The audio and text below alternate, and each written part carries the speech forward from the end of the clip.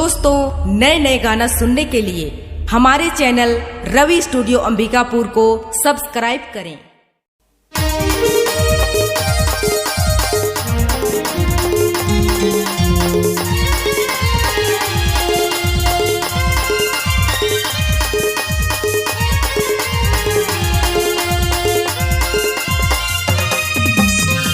भागे भागे रे भागे भागे ना, भागे भागे रे भागे भागे ना, तोर चेहरा महाराजा मन भागे ना, तोर चेहरा महाराजा मन भागे ना।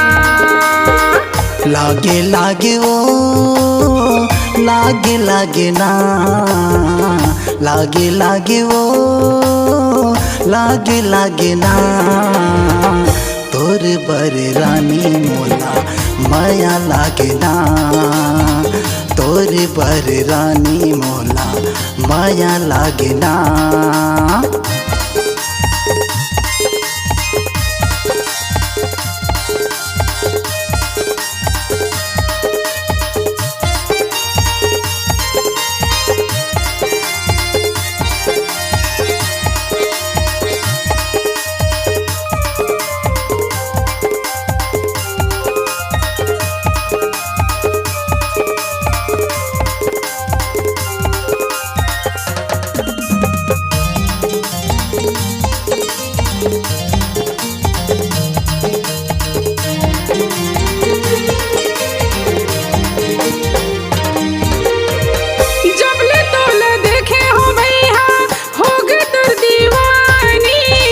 अपने बना ले मोला बना ले तैरानी,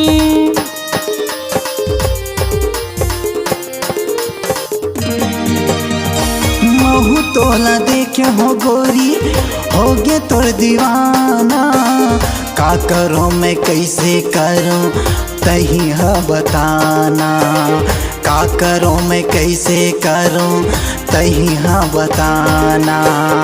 भागे भागे रे भागे भागे ना, भागे भागे रे भागे भागे ना, तोर चेहरा महाराजा मन भागे ना, तोर बर रानी मोला माया लागे ना।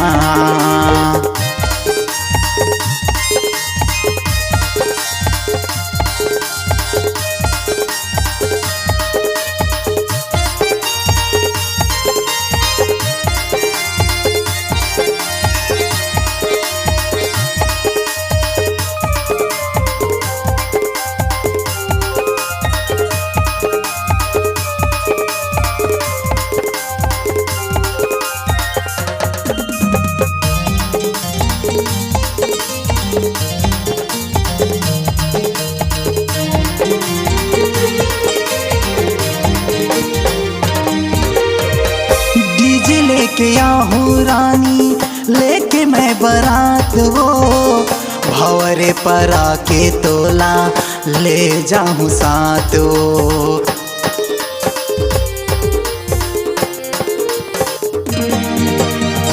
घर में आके राजा तैहा मांग लेना हाथ रे, रानी बना के तैने जाना तोरे साथ रे, रानी बना के तैने जाना तोरे साथ रे। लागे लागे वो लागे लागे ना, लागे लागे वो लागे लागे ना, तोर बर रानी मोला माया लागे ना, तोर चेहरा महाराजा मन भागे ना। भागे भागे रे भागे भागे ना, भागे भागे रे भागे भागे ना, तोरे बर राजा मोला माया लागे ना, तोरे चेहरा महाराजा माया लागे ना, तोरे चेहरा महाराजा माया लागे ना। तोरे चेहरा राजा माया भागे ना।